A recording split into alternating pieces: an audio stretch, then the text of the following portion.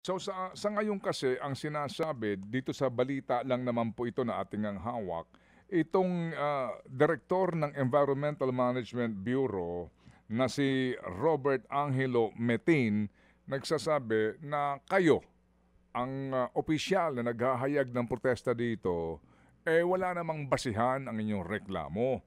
Kung nabasa nyo, di ba, ang binabanggit nila, no sufficient basis has been established to conclude the existence of grave or irreparable environmental damage that would necessitate the issuance of a cease and desist order.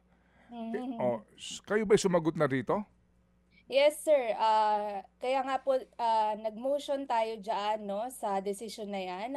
Umaapela tayo na i-reconsider ng EMB at ng DNR ang kanilang desisyon dahil lahat naman po ng isinulat namin sa aming reklamo ay naayon sa siyensya. May research po na nandyan. Kaya hindi po totoo sa aming palagay na walang grave and irreparable damage na mabibigay itong proyekto na to para sa Masungi at pati na rin sa ibang protected areas, no. Nakakapagtaka kasi na sa sobrang laki nitong project ay kaunti lamang yung nakakaalam. Kami pong major stakeholder, hindi nga alam na meron palang ganitong project na nilalakad at malapit na silang mag-operate dahil isa na lang pong pirma ang inaantay nila upang makapag-operate. Ito po yung tinatawag na SAPA o Special Agreement for Protected Areas.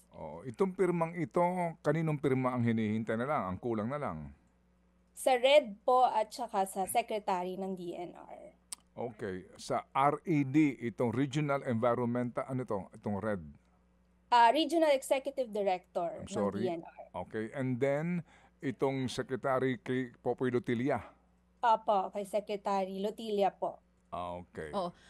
Sa ngayon ba, Billy? Alam nyo ba kung sinong Pilipino ang pinuno ng kumpanyang ito na siyang nangangasiwa ng naturang proyekto? Do you know the real person behind this?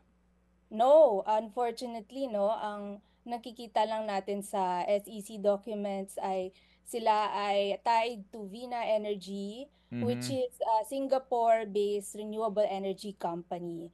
Pero kaya nga po nang sinabi nyo, madalas po ay mayroong local partner itong mga projects. So gusto din po natin malaman kung sino nga ba ito. Pero itong Rizal Wind Energy Corporation na ito, may mukha ba ito? Kung sinong Pilipino ito? Kung sinong tao ito?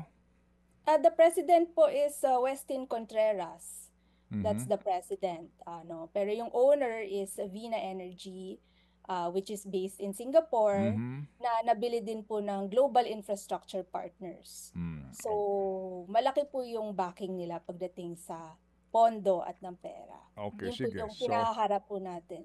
So ngayon, supposed to be lumalabas na may rekomendasyon na yung EMB para sa pagsisimula ng proyekto and also yung claim nila na yung daw pong mga cultural communities at indigenous people diyan sa area ng Tanay at Antipolo ay well consulted and post no objection ang sinasabi nila. Yeah, so yun po yung nakakabahala din doon na they are claiming na lahat ng permits, even po yung permits from the IPs are already sealed, signed, sealed, and delivered, no?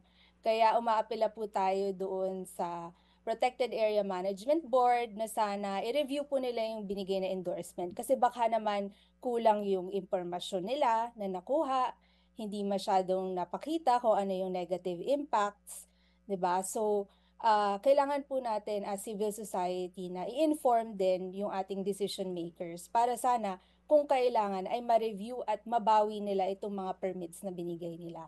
Mga kapatid, brothers and sisters, saan ka pa? Dito na tayo sa totoo. Dito na tayo sa True FM. Mga kapatid, mag-subscribe and follow po kayo sa social media accounts ng True Network PH. Yan po kami, hanapin nyo lang True Network PH, Facebook, Instagram, YouTube, TikTok, and podcast. Mapa Apple or Spotify man yan, mahahanap nyo kami. Lahat ng mga napapanood at napapakinggan nyo po sa programa, nasa social media accounts namin yan. So, paano mga kapatid? See you sa social media!